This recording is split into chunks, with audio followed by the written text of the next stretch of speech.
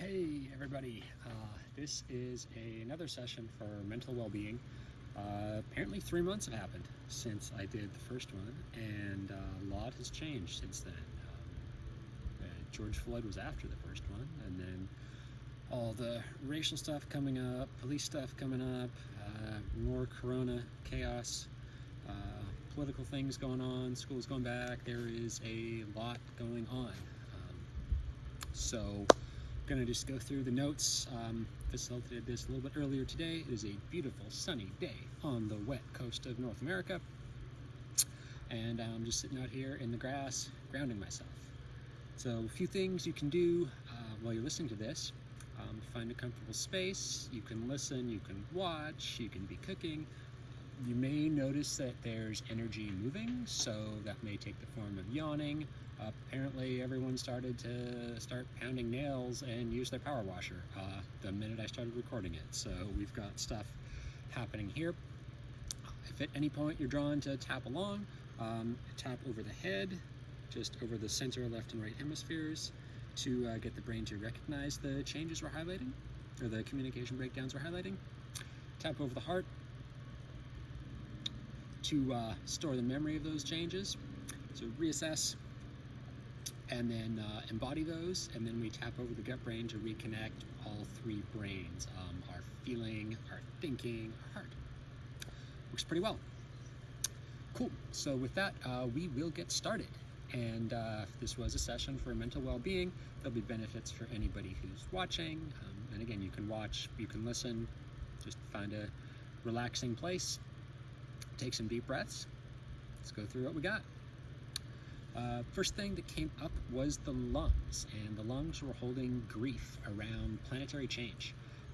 If we can remember way back when, in January and February, Australia was on fire. And at the moment, it's August 28th, parts of California are on fire, parts of BC are on fire. Those are the main ones I've heard of. There's a hurricane going through the south. There's a lot going on the planet. So lungs are holding just that grief around the planet changing. And that is linking to our heart chakra, and the heart chakra really holding the energy of sadness. What's being lost for the planet, species, plants, trees, habitat, air quality, just a lot of things being lost. And on that connection between the two pieces, we had some energy around a lost connection with the environment and nature. A lot of it, as we are in the West or in the more developed societies, there's a very big disconnect with nature. We live in boxes often. We commute in boxes. We go to work in boxes. It's almost though you need to make an effort to be outside. So just losing that connection where once upon a time we were all in nature all day long, slept on the ground, relied on it for our food of different sources, our medicines, our spirituality, our connection with people and animals, and that's taken a different form now. So we want to rebalance that connection and go through all of that. We then had a parallel going on with the amygdala, and the amygdala was holding fear, and that was around public spaces. If you're anywhere in North America watching this, I'm sure you're aware that some places have masks, some places don't have masks. Walmart says this, but this person doesn't have it, and there's a lot of anxiety and a lot of uncertainty around what's happening, what's gonna happen. I know some places you need a mask in public completely. Other places like here, certain places you do, certain places you don't. So it's a mix.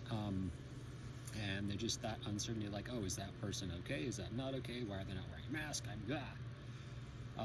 And there's a further orientation on that to the information we're getting, and whether there's the public health angle, there's the personal belief angle, there's a lot of different things around what is the, quote, true information, and we each have a different perception on that. So that's in some ways feeding into this fear that's in the amygdala. So that wants to balance out because it's having an effect over the general body energy. So from the more Eastern perspectives or non-Western medicine perspectives, the general body energies, chakras, meridian systems, the nadis, things you may have learned in yoga class or traditional Chinese medicine, Reiki, different energy systems there, they're being drained because there is just so much going on, and there's sort of an undercurrent of fear lying around, whether that's coming through the media, whether that's just from being out in public and seeing it or feeling it. I can talk. Or, I just went for a run and people are jumping out of the way because you might be within 6 feet and all that. So it's a challenging energy to work with because we're social creatures. We rely on connection.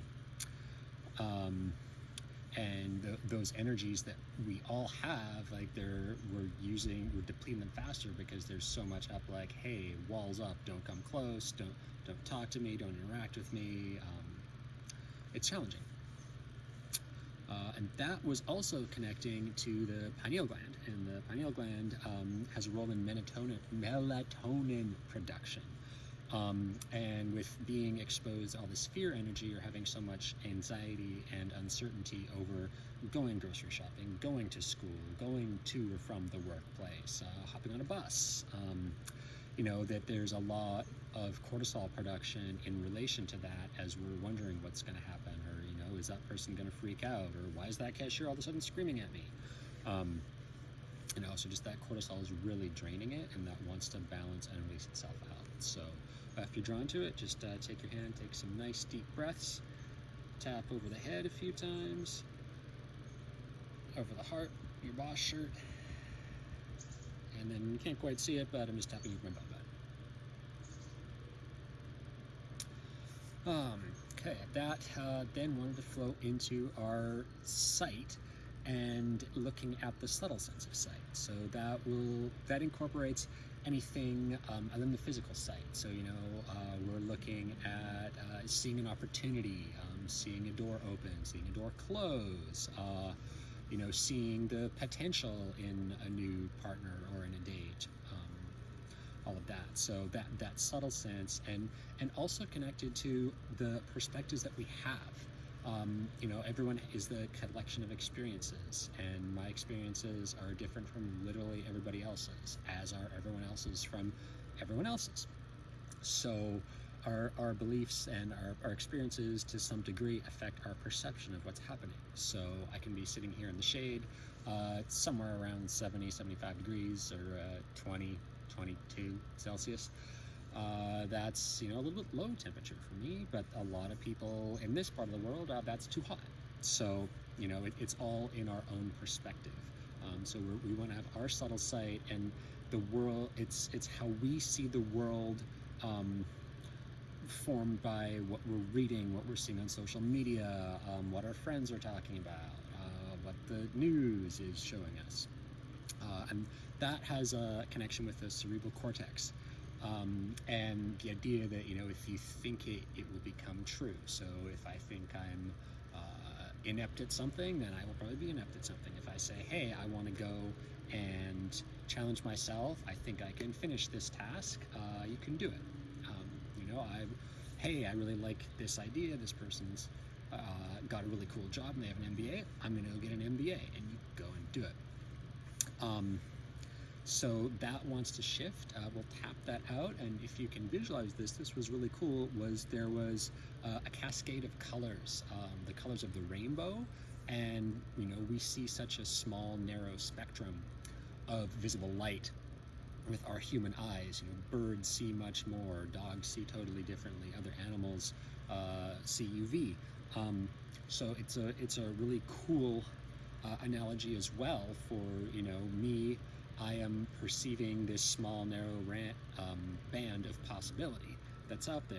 You watching or listening to this are seeing probably some similar things, maybe some different things based on your experiences. So this is really just helping to expand everything and see maybe possibility, potentiality, opportunity in how we can together create a new world that works for more people. So again, I'm visualizing now just the colors of the rainbow. I'm not going to get lucky and see one. And just tapping a few times over the head, being sure to get the left and the right hemisphere. Just highlight these changes to the body mind. Tap over the heart to reassess, readdress, and store the memory. And then tap over the gut brain to really connect all 3 to get that feeling sense. Okay, boom, boom, boom, boom, boom. And then we went from, so we had the subtle sense of sight to then our physical sense of sight. And that spectrum we see, again, that little narrow piece that I just mentioned, and that was linking to the brain and in relation to big picture thinking. It's often been fairly, I would say, easy to jump to, like, oh my gosh, like, I personally was laid off and had a whole bunch of stuff happen. What is the effect on me? You have that, like, this is the small lens, oh my gosh, this happened, or, I'm a teacher, what's gonna happen here? Or I'm a firefighter, how am I gonna deal with responding to a call, all that, but taking more into the big picture, like, hey, what can we learn from this and take forward as different beings experiencing different things?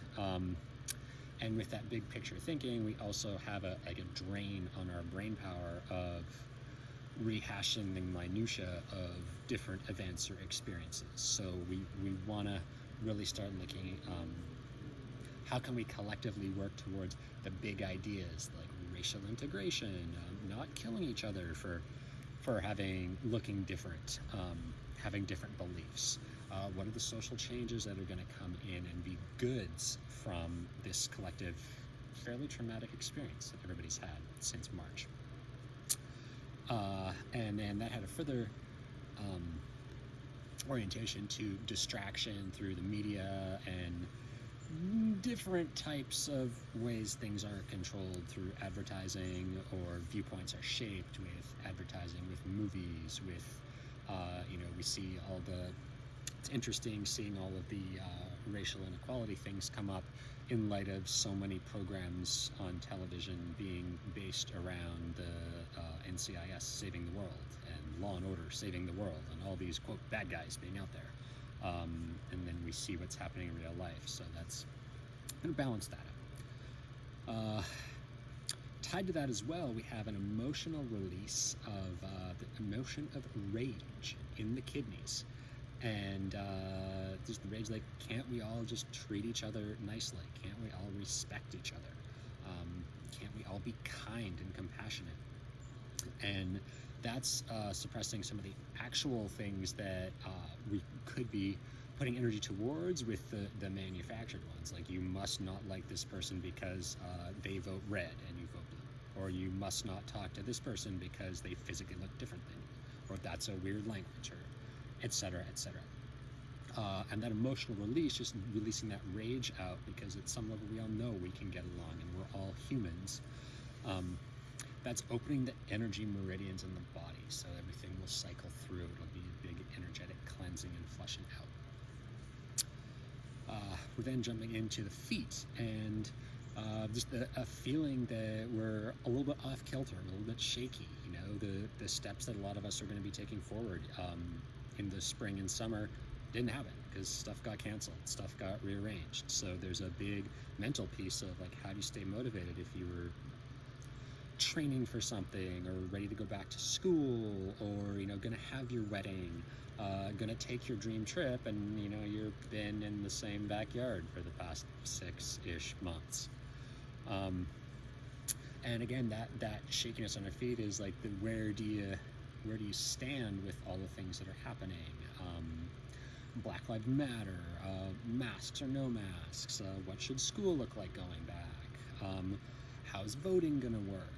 What's happening with, what's Donald Trump doing? What's the opposition doing? What's Trudeau doing? What's the opposition doing? What are all these interacting factors? Is there going to be unemployment if you're laid off? Is there not? Is your industry good? Are you, did you get a raise and hey, life is great? Or did you get laid off and you're looking at, how does my life work in the next while? So everybody's got a different combination of things. Maybe you lost your small business versus other people like, hey, it's great. I get paid the same thing and I work about an hour and a half a day at home, and then I work from home by going for a run or walking the dog or doing things.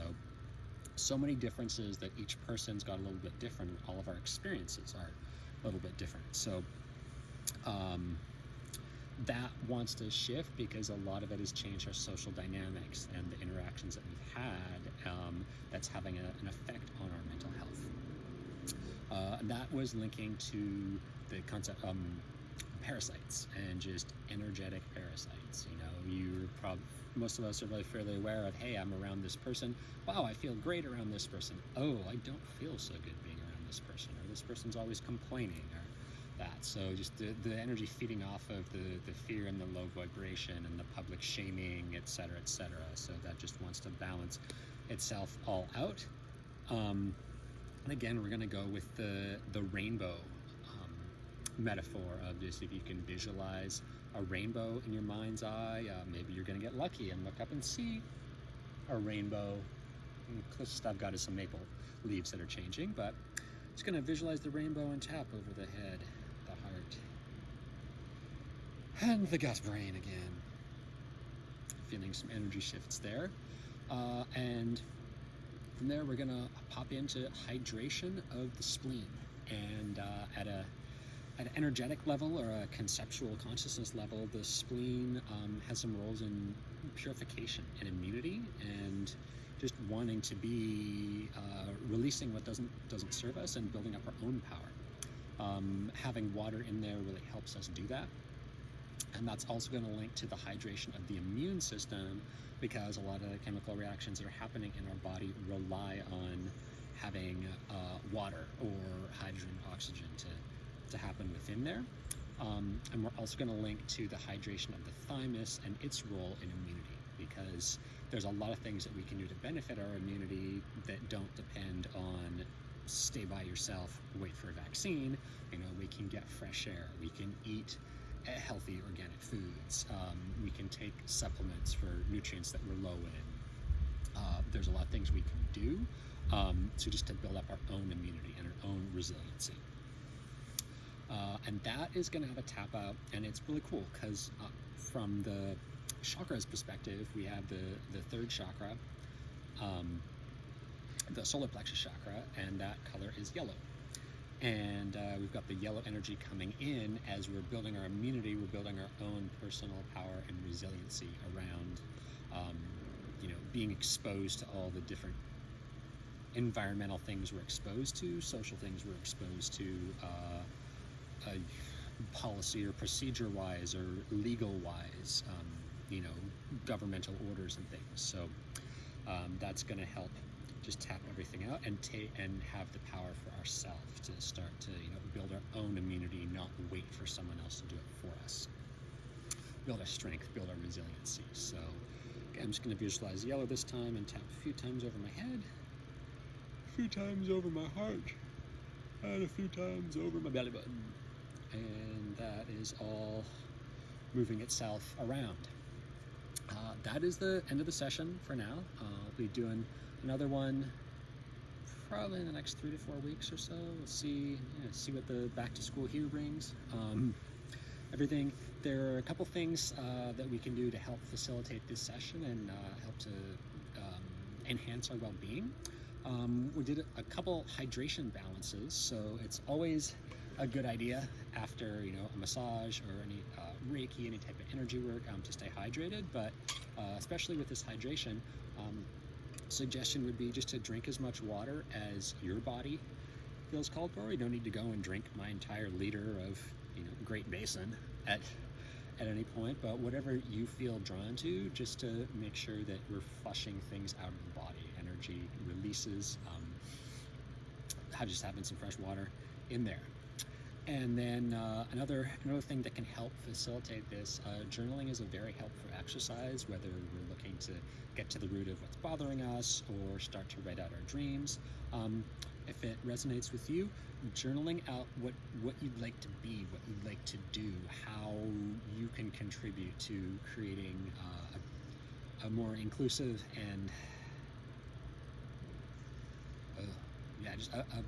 overall, but there's a lot of things we notice that, hey, that's not working in society, that's not working in society. It's easy to complain, but maybe it's like, hey, how can I contribute? I offer energetic healing, observation, consciousness. I also love to work outside. I also love to write. Maybe could you teach? Could you incorporate environmental work into your teaching? Could you teach math? Can you create movies and things that help uplift people? So how can we contribute? And what would you personally like to do? So that wraps that up. I will throw this onto the YouTubes. Please reach out if you have any questions, comments, thoughts, concerns, anything like that. And we will see you all again soon. Have a wonderful day and a big sip of water.